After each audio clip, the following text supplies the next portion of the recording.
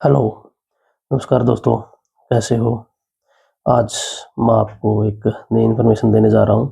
झांसी को 23वां जिला बना दिया गया है हरियाणा का। पहले 22 जिले थे, 22वां जिला चरखी दादरी था, 23वां जिला अभी घोषणा की है सीएम साहब ने, अभी नोटिफिकेशन हफ्ते 10 दिन में आ जाएगा। तो झांसी हमारा 23वां जिला होगा हरियाणा का। ये बहुत ज़रूरी है, प्रशासनिक दृष्टि से देखें तो बहुत ज़रूरी है। वहाँ के लोगों को बहुत फ़ायदा होगा इस चीज़ का। जब एक नया डिस्ट्रिक्ट बनता है तो कम लोगों को ऑर्गेनाइज करना, उनको एडमिनिस्टर करना बहुत ज़रूरी है। बहुत अच्छे से हो पाएगी वो चीज़। ये एचसीएस की तैयारी कर रहे स्टूडेंट्स के लिए बहुत सही चीज़ है, क्योंकि बहुत सारी पोस्ट जनरेट होती हैं जब एक नया डिस्ट्रिक्ट बनता है तो। ओके, तो थोड़ा आप पढ़ लेते हैं, ये बहुत इंपॉर्टेंट हो जाता है। आगे सीईटी की मेंस की जो तैयारी कर रहे हैं उसके लिए डायरेक्ट क्वेश्चन पूछ लिया जाएगा, क्योंकि चरखी दादरी जब 22वां जिला पढ़ा था तो बहुत बार एग्जाम में पूछा गया था ये चरखी दादरी के बारे में। तो हाँसी अब अगले 2-3 साल तक, 4 साल तक पूछते रहेंगे ये बार-बार। तो अब थोड़ा-सा हाँसी के बारे में जान लेते हैं। तो हाँसी की स्थापना म मानी जाती है आसीराम जाट ने की। एक मान्यता ये भी है कि अनंगपाल तोमर जी थे, उनके गुरु हंसकर के नाम पर हुई थी। तो डायरेक्ट पेपर में आज पूछ लिया जाता है, हरियाणा जीके का आपको पता है कि वो डायरेक्ट चीजें पूछते हैं। तो अनंगपाल के गुरु हंसकर के नाम पर हाँसी की स्थापना की गई, एक ऐसी मान्यता है। दूसरी मान्यता यह है कि आसीराम जाट ने इसकी स्थापना की। पुराना नाम हाँसी का आसी भी था, आसीराम जाट के नाम पे हो सकता है इसको आसी बोला जाता हो। तो अनंगपाल के गुरु हंसकर जी उनके नाम पे और आसीराम जाट उसके नाम पे इन्होंने स्थापना की गई हाँसी की। तो अनंगपाल तोमर हैं, उनके बारे में थोड़ा जान लेते हैं।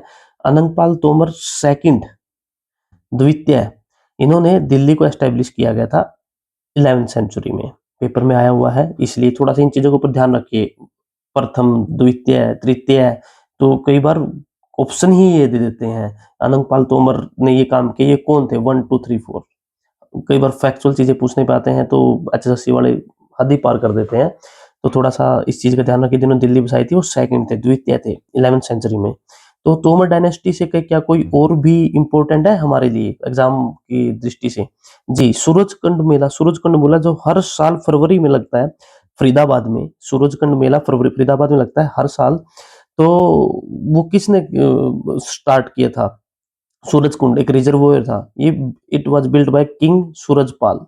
सूरजकुंड से ही आप देख पा रहे हो, सूरजपाल ने किया था इसको एस्टेब्लिश। ये भी तोमर डायनेस्टी से ही थे। अब समझ गए होंगे मेरे हिसाब से। तो हाँसी के बारे में और क्या जानने के लायक है हमारे एग्जाम के दृष्टिकोण से? 1797 में जॉर्ज थॉमस जो कि आयरलैंड से आया था, उसने हाँसी को अपना कैपिटल बनाया था, अपनी राजधानी बनाया था। किसने बनाया था? जॉर्ज थॉमस ने। एचएसएससी ने इतनी बार पूछा ना, ये बस पूछो मत। जॉर्ज थॉमस ने किसको अपनी कैपिटल बनाया? हाँसी को बनाया, 1797 ईस्वी में बनाया, और ये आयरलैंड से आया था। ये फैक्ट बहुत इंपॉर्टेंट है आपके लिए। हरियाणा में सर्वप्रथम सिक्के की टकसाल, मतलब जो मिंटिंग ऑफ कॉइन्स है, कॉइन्स की जो मैन्युफैक्चरिंग करते हैं, वो 1797 में हाँसी में जॉर्ज थॉमस ने की। जॉर्ज थॉमस ने 1797 में हाँसी को कैपिटल बनाया, और वहीं पर इन्होंने टकसाल बनाई सिक्कों की, मतलब सिक्कों की मैन्युफैक्चरिंग की जाती थी। Okay sir. तो इनके सिक्कों को कहा जाता था सिक्का-ए-साहिब। सिक्का-ए-साहिब जॉर्ज थॉमस के सिक्कों को कहा जाता था, और हाँसी में इन्होंने टकसाल बनाई थी, वहां पर एस्टेब्लिश की थी, क्योंकि हाँसी ही इनकी कैपिटल थी। ओके, और क्या चीज याद रखनी है? हाँसी का एक युद्ध हुआ था 1037 में। 1037 में हाँसी का युद्ध हुआ था। किन दो लोगों के बीच में हुआ था? मसूद और कुमार पाल देव। मसूद और कुमार पाल देव के बीच में हुआ था, इसमें मसूद जी जीत गए थे। तो क्या याद रखना है इसमें? कुमार पाल देव की बेटी थी जो, उसका नाम अम्टी था। तो पहले आपको पता था कि युद्ध में जो जीत जाता था तो वो अगवा कर लेता था। तो उससे बचने के लिए इनके पास, जो इनका अपार्टमेंट था उनके पास एक तालाब होता था, उन्होंने वहां पर कूद के जान दे दी। तो लोगों ने उस तालाब का नाम रख दिया अम्टी का तालाब। अम्टी का तालाब कहाँ पर पाया जाता है? हाँसी में पाया जाता है। अम्टी का तालाब कहाँ पर पाया जाता है? हाँसी में पाया जाता है। और हाँसी का युद्ध 1037 के में हुआ था।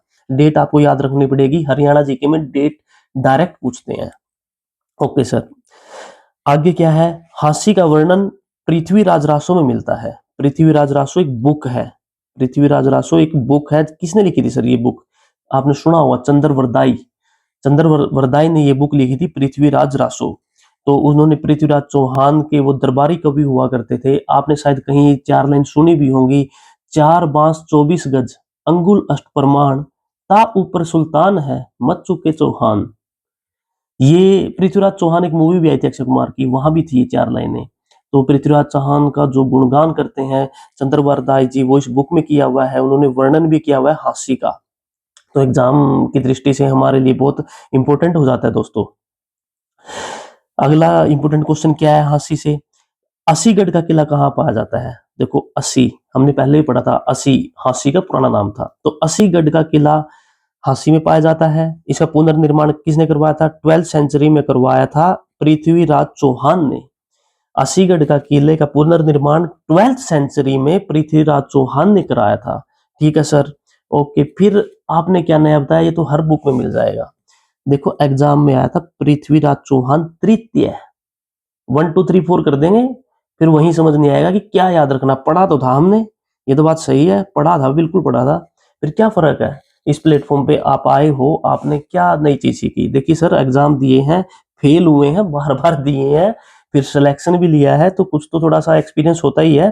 तो एक चीज ये याद रखनी, पृथ्वीराज चौहान तृतीय थे। ये बहुत बच्चों को नहीं पता होगा, ये तृतीय के थे, द्वितीय थे, फर्स्ट थे। हम पढ़ते हुए ध्यान नहीं रखते इस चीज का, तो एग्जाम में यही पूछते हैं। दूसरा क्या था? राय पिथौरा किसको बोला जाता है? ये आया था, ग्राम सचिव का एग्जाम हुआ था, एचएसएससी ने लिया था, जो शायद लीक हो गया था, उसका रिजल्ट नहीं आया था। तो वहां पर मैं गलत भी करके आया था इस क्वेश्चन को। राय पिथौरा, जो एक बार आप गलती कर लेते हो, आप भूलते नहीं हो। राय पिथौरा किसको बोला जाता है? पृथ्वीराज चौहान को बोला जाता है। और इसका मतलब पुनर्निर्माण अस्सीगढ़ किले का कब करवाया गया था? 12th सेंचुरी में। ये भी डेट पूछी थी एचएसएससी ने। ये चीजें आप याद नहीं रख सकते कई बार, 10वीं 11वीं 12वीं 13वीं सेंचुरी, लेकिन आप ये तो याद रख सकते हो ना, पृथ्वीराज चौहान ने त्रायन की लड़ाई लड़ी थी 1191 1192 में। आपको पता हो, ये पहला युद्ध था त्रायन का, ये सेकंड युद्ध था। और यहाँ पर विनर थे पृथ्वीराज चौहान। त्रायन का पहला युद्ध 1191 में हुआ था, मोहम्मद गौरी और पृथ्वीराज चौहान के बीच में, जो पृथ्वीराज चौहान जी जीत गए थे। दूसरा युद्ध हुआ था जो 1192 ईस्वी में हुआ था, मोहम्मद गौरी और पृथ्वीराज चौहान के बीच में। यहाँ पर मोहम्मद गौरी जीत गए थे। क्यों जीत गए थे? जयचंद की वजह से। वो एक अलग स्टोरी है, लेकिन आपको ये याद रखना होगा कि भारत में पहली बार जो मुस्लिम सत्ता आई थी ना, वो तराइन के दूसरे युद्ध के बाद आई थी। हम दिल्ली सल्तनत जो पढ़ते हैं, वो 1192 के बाद स्टार्ट होती है, क्योंकि यहाँ पर इस युद्ध में पृथ्वीराज चौहान जो हार गए थे, वो काफी मतलब अपनी इंडियन हिस्ट्री में बहुत इंपॉर्टेंट है। इस युद्ध की इंपॉर्टेंस है काफी, इस युद्ध की। तो 1192 में हुआ था। तो 12th सेंचुरी, तो मैं ये बता रहा था आपको कि ये कैसे याद रखें। तो आपको जब ये पता है कि 1192 है, कब आता है? 1101 से 1199 को ही 12th सेंचुरी बोलते हैं। मेरे को कंफर्म हूं मैं कि बच्चों को यही नहीं पता होगा कि 12th सेंचुरी किसको बोलते हैं। 13th सेंचुरी बोलते किसको है? 1201 से 1299 13th को बोलते हैं। 14th को किसको बोलते हैं?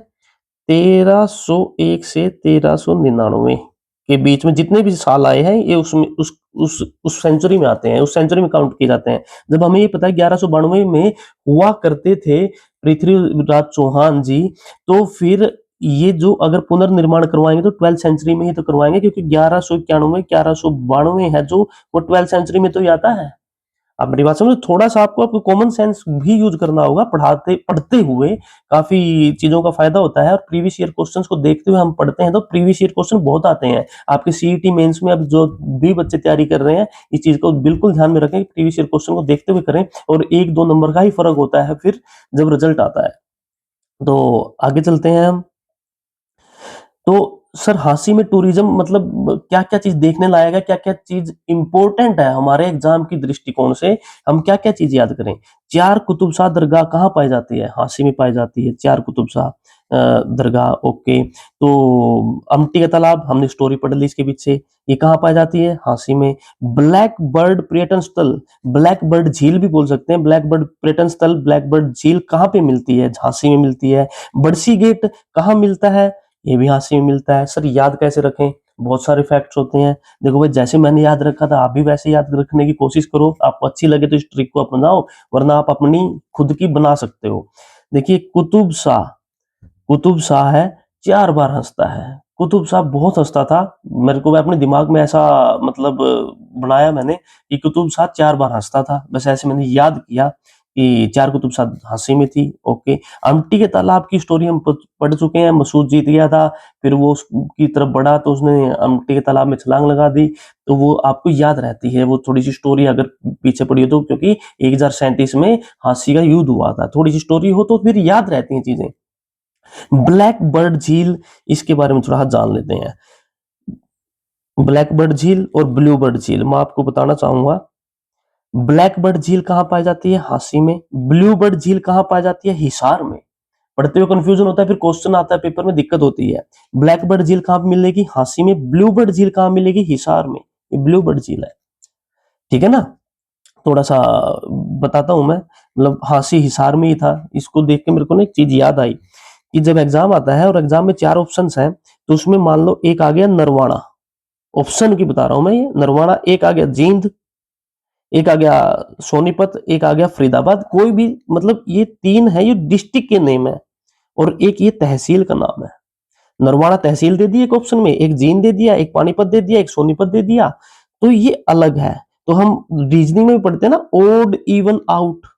आपको उस क्वेश्चन के बारे में कुछ नहीं पता है, फिर भी आप उस आंसर तक जा सकते हो, सही आंसर तक, क्योंकि एग्जामिनर ने वो 3 तो दे दिए, चौथा जो राइट आंसर था। क्या होता है एग्जामिनर ऑप्शन कैसे बनाता है? पहले क्वेश्चन बनाया, फिर उसका आंसर उसको पता है, तो पहले वो आंसर लिख देगा, फिर वो अपने 3 ऑप्शन बनाता है अलग से।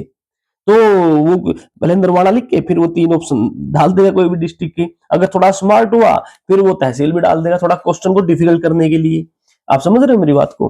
तो ओड इवन आउट को ढूंढने की कोशिश करना, तभी आपका स्कोर ना थोड़ा सा अप जाएगा। 2-4 नंबर की जो कसर रहती है ना, वो इन छोटी छोटी चीजों से करनी पड़ती है। पढ़ते हुए जब ये ब्लैक बर्ड झील हांसी में है, ब्लू बर्ड झील हिसार में है, तो एक साथ ही पढ़ लो कि ताकि कंफ्यूजन ना हो, ठीक है ना। तो फिर आप सर याद कैसे रखा आपने? ब्लैक बर्ड हांसी में है, आपने ये याद कैसे रखा?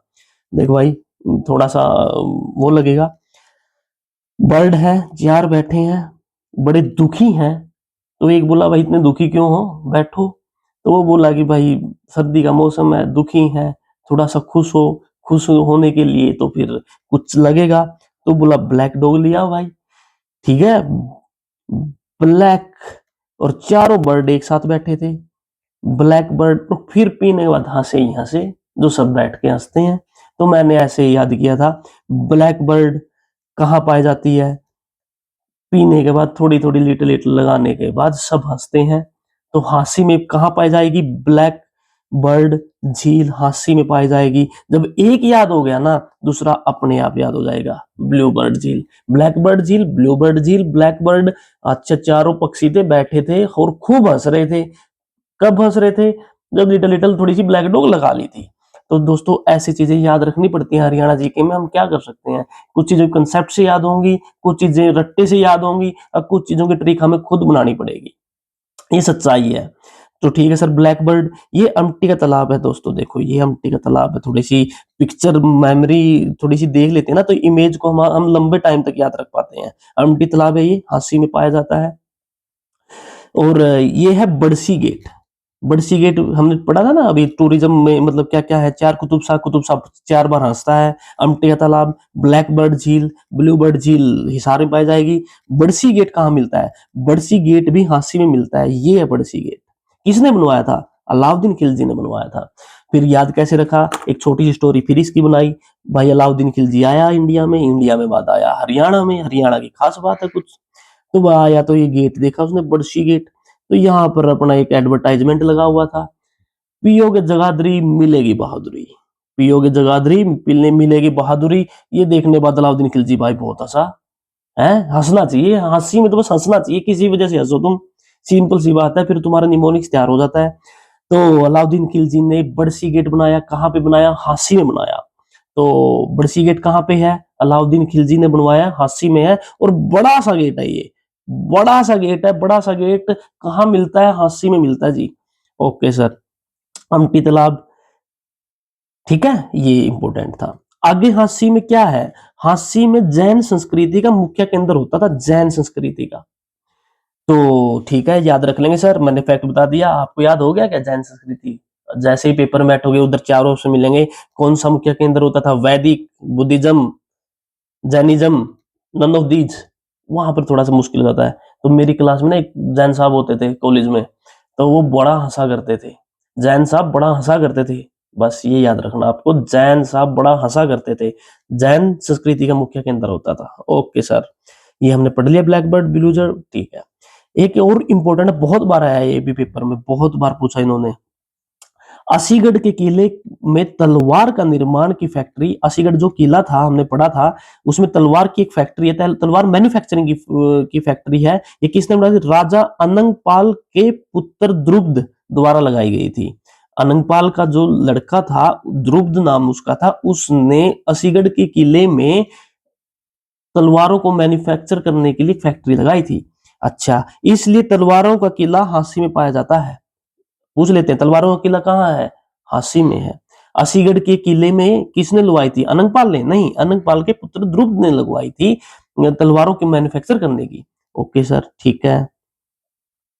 तो दोस्तों ये सब था हांसी के बारे में, जो हमारा 23वां जिला बनने जा रहा है। मैं उम्मीद करता हूँ आपको समझ आया होगा, कुछ चीजें याद से रखनी होंगी, कुछ चीजों में हमें लॉजिक लगाना होगा, और कुछ चीजों को हमें कनेक्ट करके पढ़ना होगा। एक बार थोड़ा सा और देख लेते हैं, कुछ रह तो नहीं गया इसमें? नहीं सर, हो गया सर, सब कंप्लीट हो गया है। तो आज के लिए इतना ही है।